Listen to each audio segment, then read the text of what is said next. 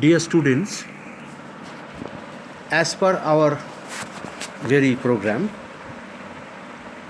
we have finished our discussion on the properties of metals, the chemical properties of metals in the last discussion.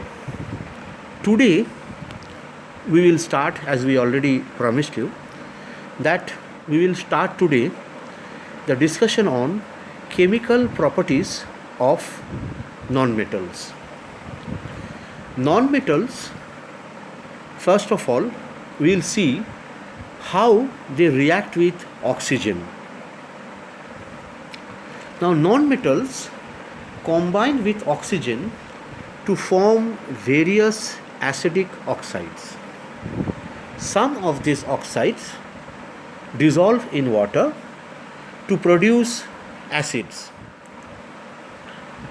Example, carbon reacts with oxygen to give carbon dioxide. Carbon dioxide can react with water to give carbonic acid. In the same way, sulfur can react with oxygen to give sulfur dioxide. Again, when this sulfur dioxide is dissolved in water, it gives sulfurous acid. So, in this way, there are various other nonmetals which, when reacts with oxygen, gives the corresponding oxides, and again, when they react with water, when water is added, they gives the corresponding acids. Phosphorus also reacts in this way. It burns with oxygen to give phosphorus pentoxide. Again, when that phosphorus pentoxide, the oxides of phosphorus, is added up with water, it gives phosphoric acid. In the same manner, nitrous acid, nitric acid is also produced. So, in this way, various kind of non-metals reacts with oxygen and they give the corresponding oxides. Now, reaction with acids. Non-metals do not react with acid to liberate hydrogen gas. Some non-metals, however, react with oxidizing acids to produce the oxoacids. For example, sulfur reacts with concentrated nitric acid to form sulfuric acid and nitrogen dioxide. Reaction sulfur plus nitric acid gives S plus 6HNO3 gives H2SO4 plus 6NO2 plus 2H2O. Similarly, non-metals reacts with chlorine also. Non-metals reacts with chlorine to form the chloride. Here are some examples. Like, for example, phosphorus reacts with chlorine to form the phosphorus trichloride. P4 plus 6Cl2 giving 4PCl3. Similarly, hydrogen reacts with chlorine to produce hydrogen chloride. H2 plus Cl2 giving 2HCl. Some nonmetals are there which combines with hydrogen to form the corresponding hydrides. Like sulfur combines with hydrogen to form hydrogen sulfide, H2 plus S giving H2S. Nitrogen combines with hydrogen to form ammonia, N2 plus 3H2 giving 2NH3. So, nonmetals reacts with hydrogen also. Reaction with water. Non-metals in general do not react with water. This is because nonmetals do not lose electrons to reduce H plus ions present in water.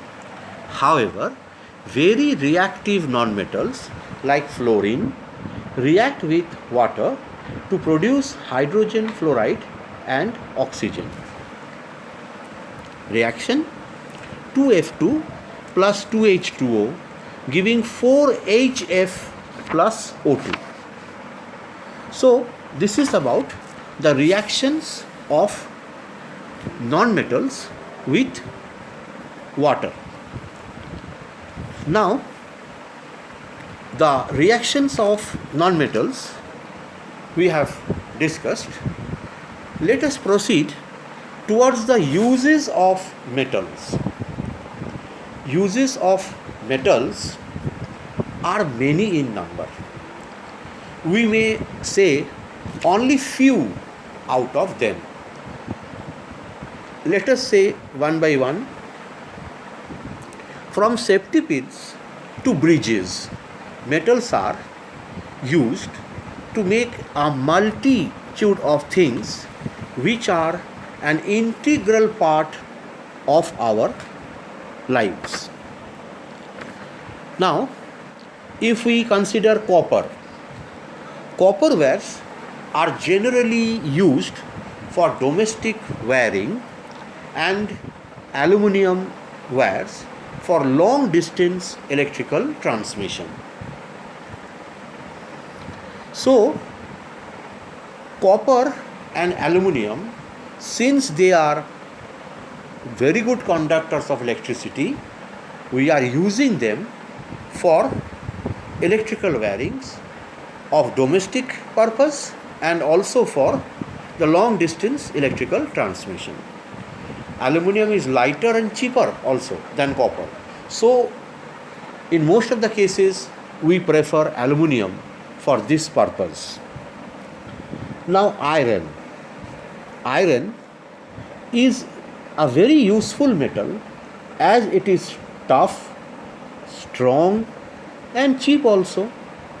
It is used for making tools, machines and agricultural equipments, and also in house construction also. You can observe that in your own house, in the grills of your window or balcony, you are seeing the iron structures. Now, iron we have discussed earlier also during discussing the chemical reactions of metal. Iron is very much having chance of getting rusted, and that damages the iron structures to a great extent. To prevent this rusting, iron is often galvanized. In this process, an article of iron is immersed in molten zinc and then allowed to cool down. Zinc forms a firm coating over iron and thereby it prevents rusting.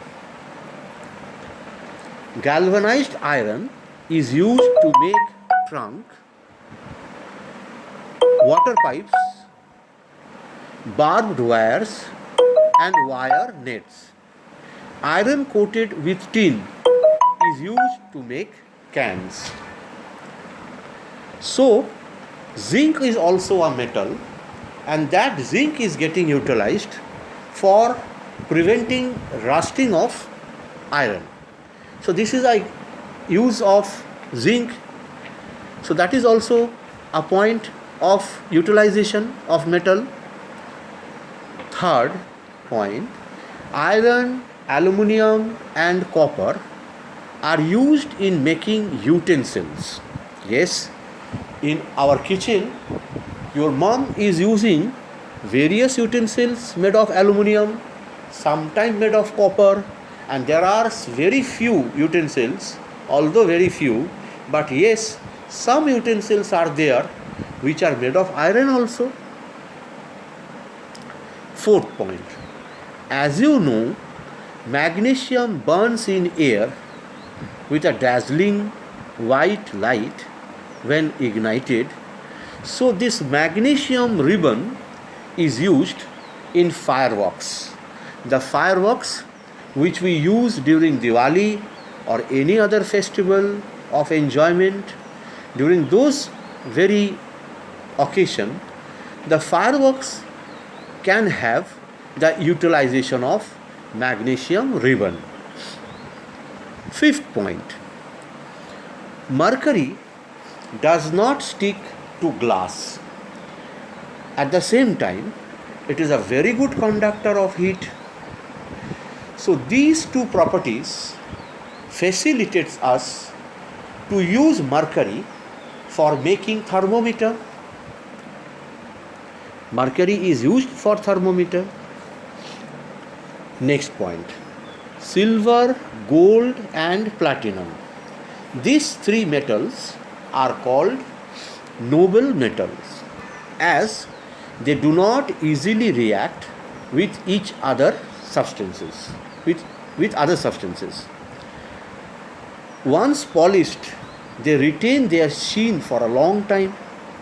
They are therefore used for making jewelries and other things.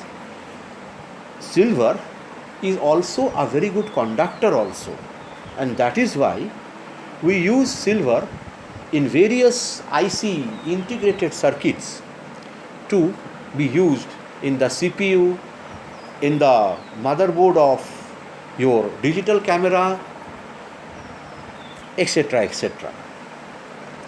We use alloy also, which are homogeneous solid mixtures of metals of metals and non-metals.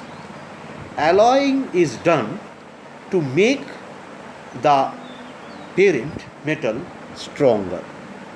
Some common examples of alloys are steel, brass, bronze, etc. We are using aluminum foil, which is very light in weight and is used to pack food, medicines, etc. Aluminum is also used for making electrical wires and utensils. So these are some of the uses of metal which we can elongate also to some more extent. There are many more uses of metals over this very earth's surface in our human civilization. We are habituated to have, we are accustomed to have those uses. But we think we have given you enough uses of metals. Now, let us come into the non-metals. Non-metals, you know, are also of various types. Like oxygen is there, nitrogen is there, carbon is there, sulfur is there. So all these things are there, which is very much useful for some purpose or the other.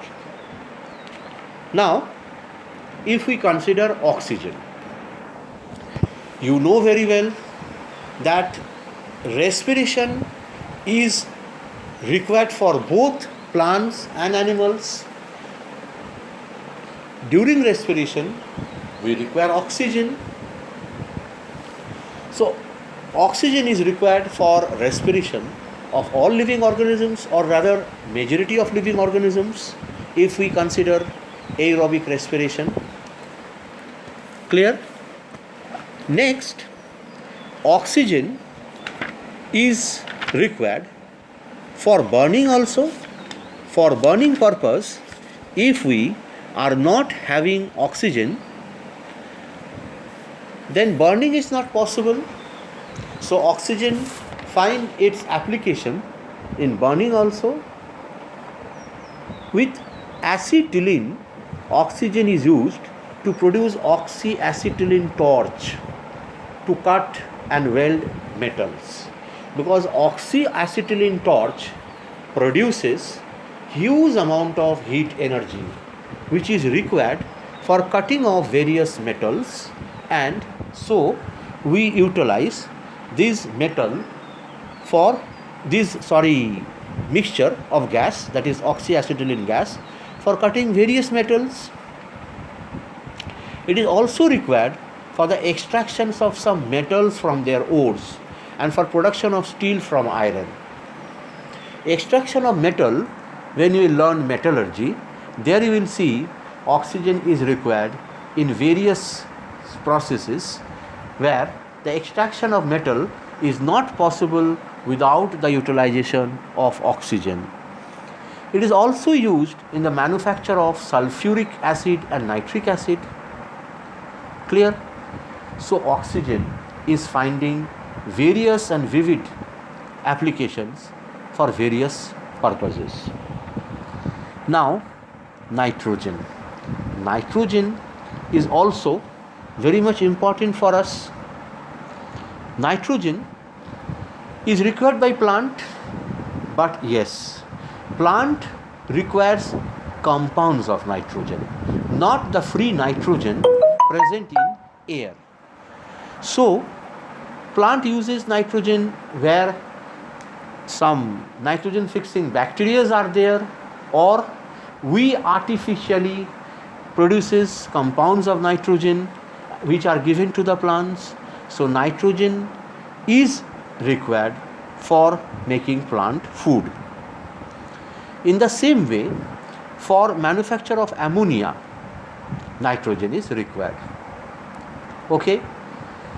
Due to its inertness, it is used for filling food packages. Foods require some inert kind of gases which will not allow the growth of other microorganisms and other kind of reactions. So there also nitrogen is required. Next comes carbon. Carbon is available in various forms. It can be charcoal, it can be lamp black. All or more or less majority of the forms of carbon find some applications or the other. You know about coal. Coal is combustible, although today, as because it is exhaustible, it is non-renewable rather, it exhausts very quickly. So today we are running short of coal in various coal mines, but a day was there when the steam engine used to run, dragging the railway compartments by burning the coal. Thermal power station was there, where coal were used to boil water, to rotate the turbines and to produce electricity. If you recall Titanic, then you will surely recall the black smoke coming out from the chimneys of the Titanic ship, which again proves that coal once upon a time was used for running a gigantic huge ship also. So in this way, coal find its application in various way, in various purpose. Coal is also required. Graphite is also one of the important form of carbon which finds various kind of applications. Graphite is a very good conductor of electricity, and so we use graphite for making the electrodes. Graphite is slippery to touch, so we use graphite as a lubricant. So there are so many uses of coal, or rather carbon as a whole. Next is use of sulfur. Sulfur, too much combustible. It finds its use in the matchstick or the fireworks or the gunpowder. Various things are there. Our skin requires some kind of special powder, talcum powder, for the month of May and June to get rid from all the skin rashes and other kind of skin irritations. All the powders which we use during this summer season, like Dermicool or Nycil, they all contains sulfur as one of the constituents. So sulfur is useful as a medicine also. Then it is used as a medicine. It is also used for making sulfuric acid.